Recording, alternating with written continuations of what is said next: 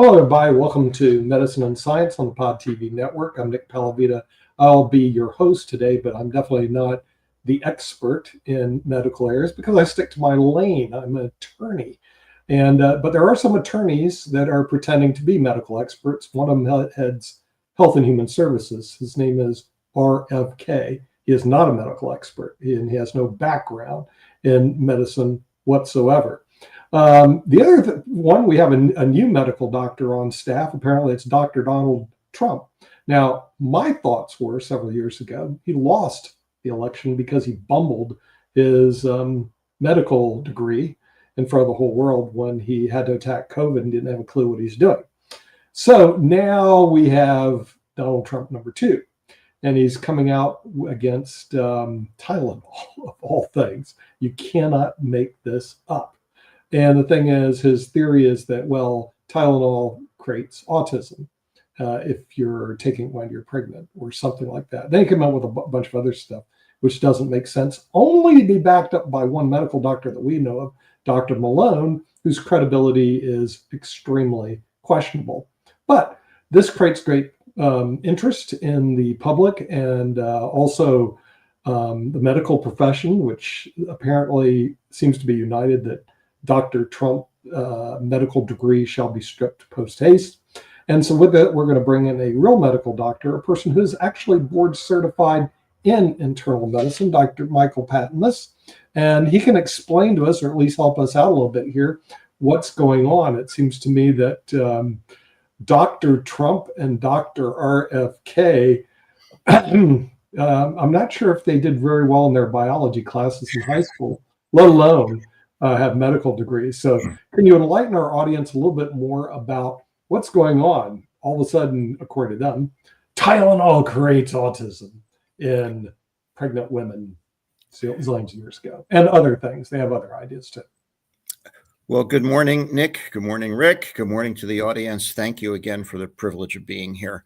I'm going to clear the air a little bit on the Tylenol autism thing that Trump said. But I just want to start out by saying what an absolutely, really a tragic past few days we've had since this utterly irresponsible press conference that the president gave.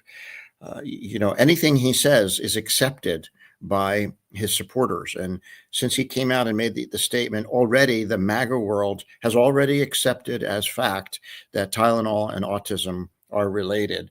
So it's a terrible example of how a misinformed person with bad intent, like the president, has such power with his words and his stature as president that he can say something that's completely false, and millions of people will unquestionably accept it. I find that just so sad. So what exactly is the truth about Tylenol and autism? What is the president talking about? And he got it from Kennedy. Kennedy is the one who fed this to Trump. And the question of whether or not acetaminophen, Tylenol, the active ingredient in Tylenol, acetaminophen, Trump can't even pronounce it, is related or associated with autism is not a new thought.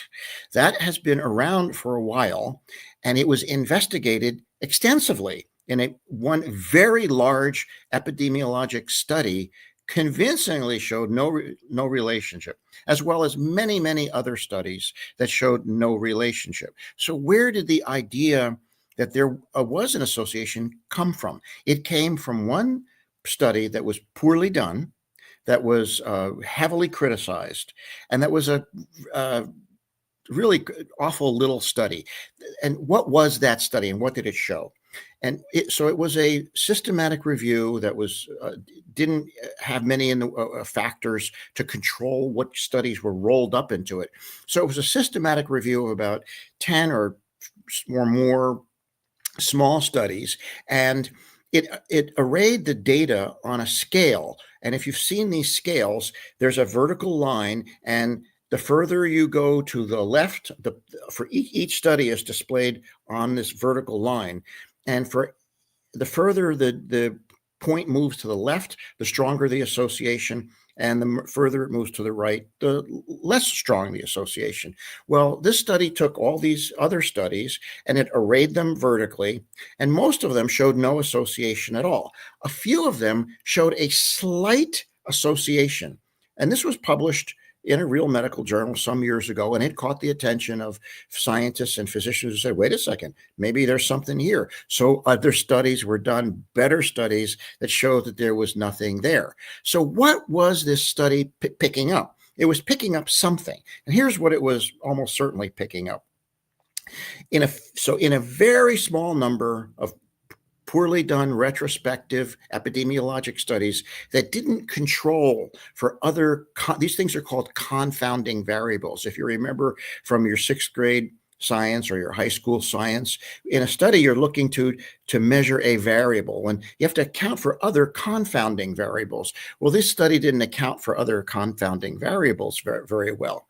And it was purported to show some association of Tylenol with subsequent autism. So what was this study detecting? Well, we know for a fact that, autism is a very complicated thing, multiple causes, most of them genetic, but there's clearly an association between fever, a febrile illness in pregnancy, and autism.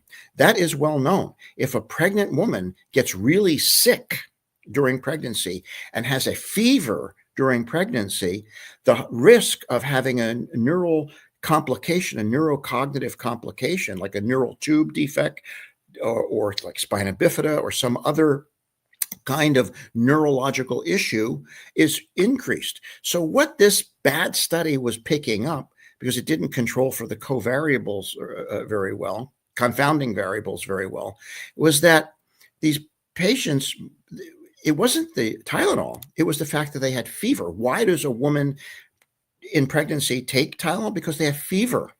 So it's the fever that was responsible for the observation in this poorly done study, not the Tylenol. And so this is why the whole issue and the linkage was really investigated. And it was clear there's no association between Tylenol and autism, none at all. What the president said is factually wrong. And it was based on one study, poorly done. It didn't control for confounding variables and picked up a safety signal that was actually fever, not Tylenol. So that's the importance of understanding the difference between association and causation. This is basic 6th grade science because 2 events occur in time, Tylenol and pregnancy, doesn't mean that Tylenol, that it's association. The Tylenol causes it. Association is not causation. This is basic 6th grade science. And this is what Dr. Trump and Dr. Kennedy don't understand is basic 6th grade science. But Trump said more than that in that awful press conference. He also repeated and endorsed the notion that vaccines are associated with autism, and that he gave this horrible picture where he described taking a fragile baby and infusing it, pumping it full of vats of a blend of things. That's just incendiary, provocative imagery that is awful, and it's obviously not true. But to say that to his audience is awful. And then he also said something really astonishing and shows he doesn't understand the concept of vertical transmission. He said, we need to delay the hepatitis B vaccine until adolescence. Well, the CDC ACIP, that ridiculous committee of unqualified people, hasn't even weighed in on this yet. But here Trump jumps the gun and says, we're going to delay hepatitis B vaccine until adolescence because it's sexually transmitted. Yes, it's one way hepatitis B is transmitted as sexually. It's also transmitted by intravenous exposure. It's also transmitted vertically during pregnancy. And that's why we immunize babies, is because they get the virus from mother during delivery. So Trump doesn't understand the concept of vertical transmission. So he said 3 broad things that in his Bleach 2.0 moment, if you remember back in the COVID days, he actually gave a press conference where he talked about if we could just take bleach and put it into people, we could wash away the COVID virus. And, Fauci was standing behind him, rolling his eyes. Well, this is Trump's Bleach 2.0 moment. It's his statements are of such astonishing ignorance that it's mind blowing. I mean, he makes Archie Bunker look smart. That's how bad his press conference was the other day. But you're right. And Trump did mishandle COVID. Um, it's been well shown that how he reacted to COVID initially, he did the lockdown and he got scared and because he was told that it was going to kill a lot of people, and then he realized after about a week of that it was going to hurt the economy and it might hurt his reelection chances. So he threw all the infectious disease advisors overboard and brought in Malone and Bhattacharya and Scott Atlas and all these other fake experts, non-infectious disease doctors, to give him an alternative. And that's where they came up with the Great Barrington Declaration, which was just, don't worry about it, let it rip, just vaccinate the old people and let the young ones get it because we'll get immunity and COVID will go away. Because of that strategy, 1.2 million Americans died, 300 to 400,000 of whom died needlessly due to failure to be immunized. That was well established in multiple studies, including a study by the Commonwealth Fund. So anyhow, so Trump did mishandle COVID, and it did result in hundreds of thousands of unnecessary American deaths. And now, in his Bleach 2.0 moment, he's regurgitating falsehoods that he was given by Kennedy. Kennedy has a vested interest in this because his partner in crime, Aaron Siri, is a professional at suing the federal government over these kinds of things. So this now opens up a potential avenue of very lucrative litigation against the manufacturers of Tylenol and against those who recommended it. So this is going to be a real mess. I think we're going to see people like Aaron Siri try to take advantage of this stupid statement by Trump to make some money. So this is what a sad state of affairs. And Trump must look like an idiot to everybody around the world. I mean, he does look like an idiot to everyone around the world. He can't even pronounce Azerbaijan, for God's sakes. All right, but there's one other story that I think is really, really important that has not gotten the attention that it deserves. And I find this one even more. You think Trump and Tylenol is shocking? There's one that's even more shocking, at least to me. Dr. Caitlin Yedalina is probably the best, most well-respected epidemiologist in the country. She emerged during COVID as a powerful public force for truth in epidemiology. She has a Substack, a column that she calls Your Local Epidemiologist. And she provides weekly updates on what's new in epidemiology. And she really cleared the air on a lot of complicated epidemiological issues. She works with the CDC. She's an independent epidemiologist. She's not employed by CDC, but she works with CDC. And she has been an advisor. She was an advisor to the Biden administration on epidemiology. She's very, very intelligent and excellent epidemiologist. Well, she reported on the CDC ACIP meeting last week, and she said the following. She said the staff at CDC, the CDC staff, did not attend the ACIP meeting, at least the last day of the ACIP meeting. They viewed the meeting from a remote location via live stream. Why? Because they fear for their safety from certain ACIP members. Hold that thought.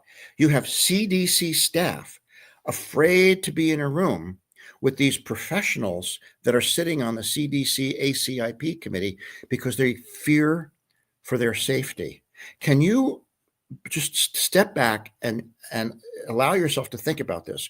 We have government employees, CDC staff. These are scientists, highly trained, highly educated, but not that anybody deserves to be threatened. But these are some of the best and brightest among us who are afraid to be in the room with the physicians and scientists who are sitting on the ACIP committee because they fear for their safety. I find that to be absolutely astonishing. To me, a statement like that would get headlines, should be immediately investigated. Who is threatening CDC staff?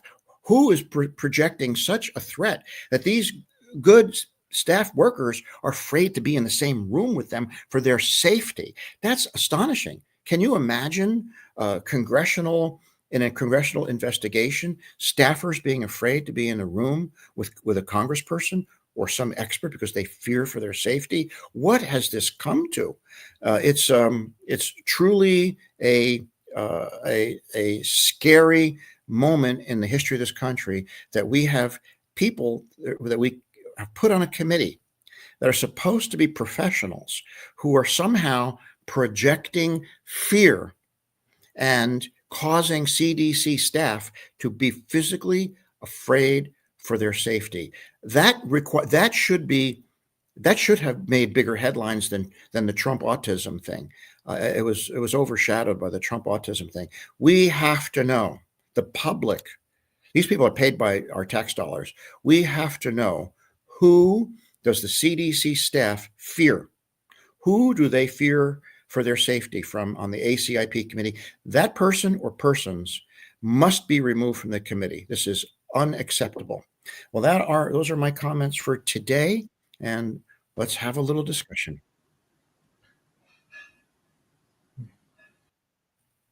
Did you go anywhere? You're so shocked. Well, in that case, since I guess, there we are. Okay, so while you were speaking, I did like 2 minutes of research into autism, and I found out some shocking, just incredible stuff.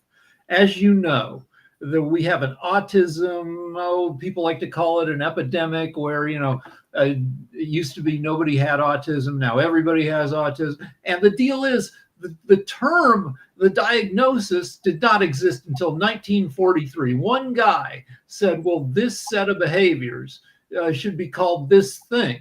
Now, those behaviors had shown up in medical reports for centuries before, but it took this guy named Canner to say, well, let's make it an official diagnosis. But it didn't even make it into the DSM, the big book of medical disorders, until 1980. So the odds that somebody would be diagnosed with autism, I'm on the spectrum, right?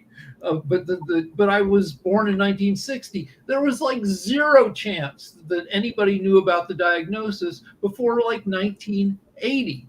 Also, the Asperger's used to be a fairly common diagnosis for high functioning autism like mine. However, that started, his thing got going in about 1979. But after 20 years of using that diagnosis, people did research into Asperger himself and found out that in World War II, he'd been a Nazi. So they're like, well, we can't continue to honor this Nazi. So that name went away, and and all the people with Asperger's were rolled into the autism camp. And okay, so I'm almost done here. So you keep getting, like, the epidemic of autism is due to expanded awareness and expanded diagnostic criteria. Like autism in girls, they didn't find it very much because it looks different in girls.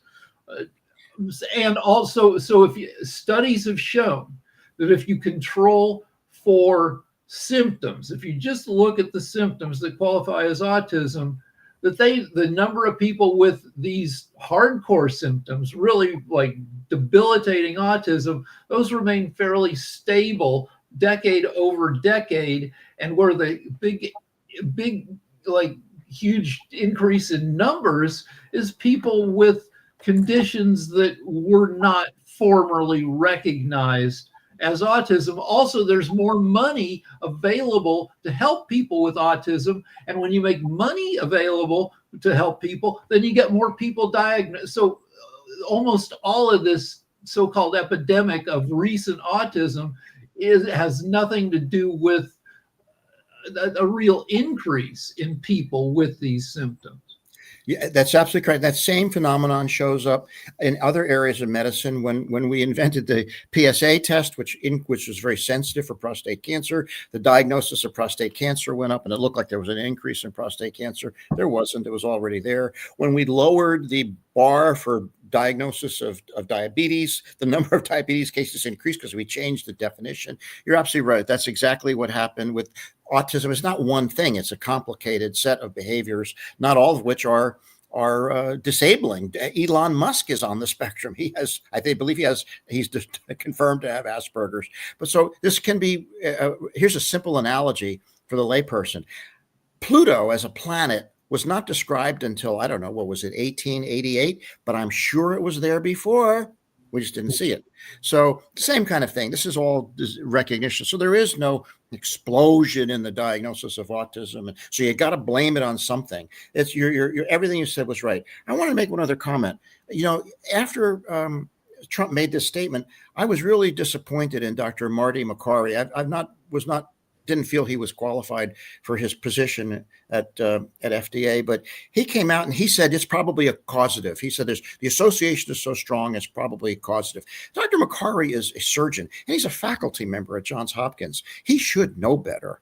And for him to come out and say, this is way out of his area of expertise, by the way, but for him to come out and say that, it just really shows to me how much these people are willing to sell their soul for Trump. They will basically concur. Makary, they will concur with whatever Trump says, no matter how outrageous it is. They've sold their soul to this man for what? I don't know. Yeah. Well, Dr. Patton, that's my question is to what medical background do you know of on information belief that Donald Trump has? What is his medical and scientific background? He has none. Donald Trump he was always a poor student. He got into college because it's his name and his family's wealth. His professor, he majored in finance at the University of Pennsylvania. He has a bachelor's degree in finance, and he was the poorest student in the class. That's his professor. His professor said he was the dumbest fucking student he's ever had. Yeah. So he doesn't have any background. It's obvious because he doesn't understand sixth grade science. I don't think Trump ever took any science classes. If he did, he didn't remember anything from them. So he just doesn't have any qualifications at all. And for him to come out and what he actually did, Nick, was he gave medical advice. He stood up there and he said he recommended that women not take Tylenol. That's giving medical advice. He's not a physician. He doesn't have a license. He was giving medical advice without having a license. And the only reason I can see he can get away with it is he has immunity because of his executive privilege. This is the guy who was told you don't stare at an eclipse, and who said you're not the boss of me, and then just stood on the White House balcony and pointed at the sun and stared at the eclipse. Yeah, he stared at the eclipse and everything, and now he's giving advice to people who not take Tylenol. Probably didn't take any Tylenol himself anytime in his life and everything, but who knows?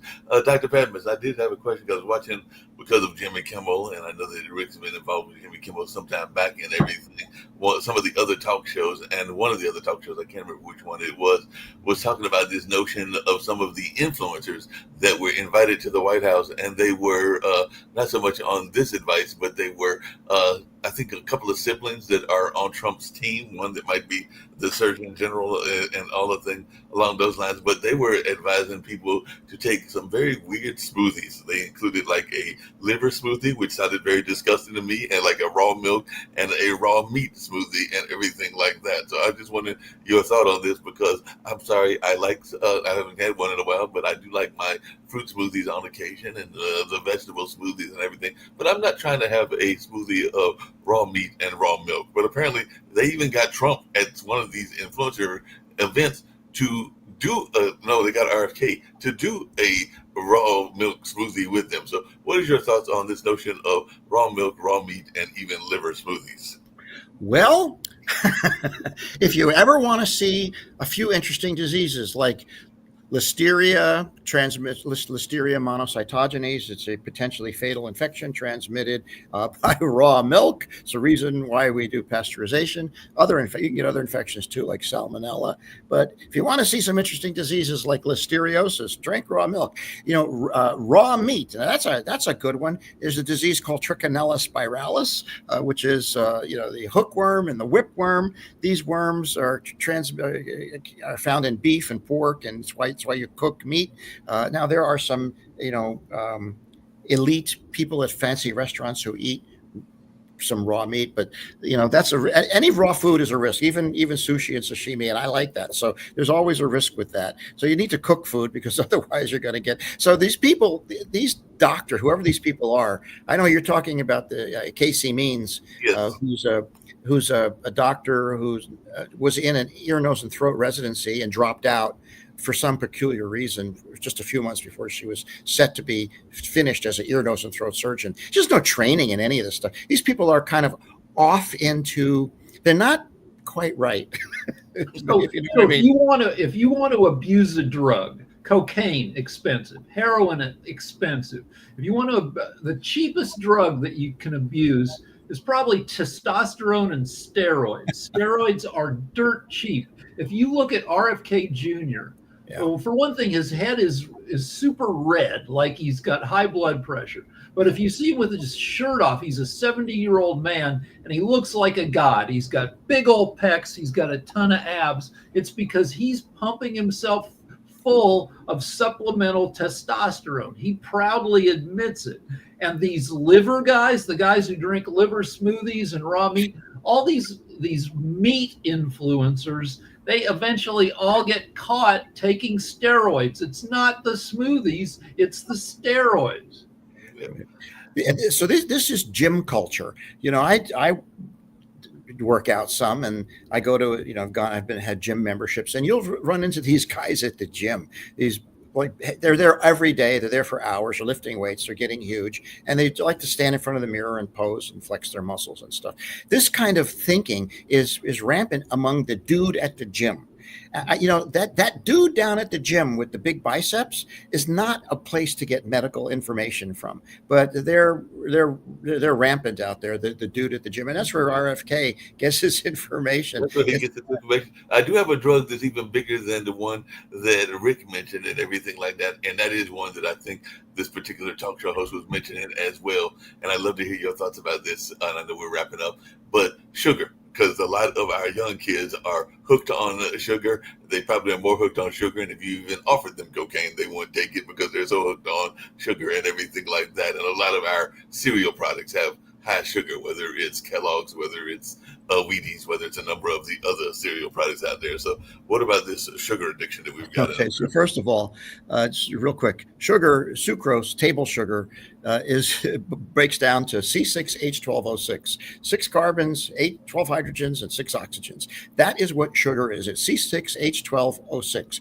It doesn't matter whether it comes in one form or another. It's C6H12O6. Chemistry is chemistry, and everything you eat in your body, whether you eat fat or protein, is ultimately metabolized and converted into glucose, C6H12O6. That is the fuel that human cells and mammalian cells run on, is glucose. Sucrose is just 2 glucose molecules hooked together. So, but like anything else, Mark, it's all in anything taken to excess. So if you sit there and you eat raw sugar or sweets all day long, you're gonna get yourself a big, huge glycemic spike. Your pancreas is going to respond by over releasing insulin, and you're going to gain weight and get sick. Everything in moderation, including glucose or sucrose or sugar. But it's not a foreign substance. It is the fuel that our body requires in certain amounts. If you don't have any carbohydrate, if you have no glucose in your diet, you're in a ketogenic diet, and you're burning protein and fat, and that's a catabolic state. That's how you get wasting. And like for people who starve to death, it's from the lack of glucose in their diet. So that's just chemistry. These people don't understand chemistry. With a high sugar diet, like brush your teeth, because that's what, if your teeth are rotting because the bacteria in your mouth, they like sugar, and they'll eat your teeth. And then if you've got a ton of bacteria that you swallow every time then your body is in a state of increased inflammation. That's why your dentist tells you to floss your frickin' teeth, even though it's a pain. You're absolutely right. And just last week, it's been shown there's an association between certain oral bacteria and pancreas cancer. If you have periodontal disease, it increases your risk of pancreatic cancer. You're absolutely right, Rick. Rick, you're astonishing. No wonder you run that society. Your brain is amazing. Well, thank you. And with that, we're at the hour, so we do want to thank Dr. Michael Patmos, who is actually a medical doctor, board certified in internal medicine. We did not invite Dr. Donald Trump because he failed to pass his medical boards, and we didn't invite Dr. RFK because he also failed to pass his medical board to discuss Tylenol and autism.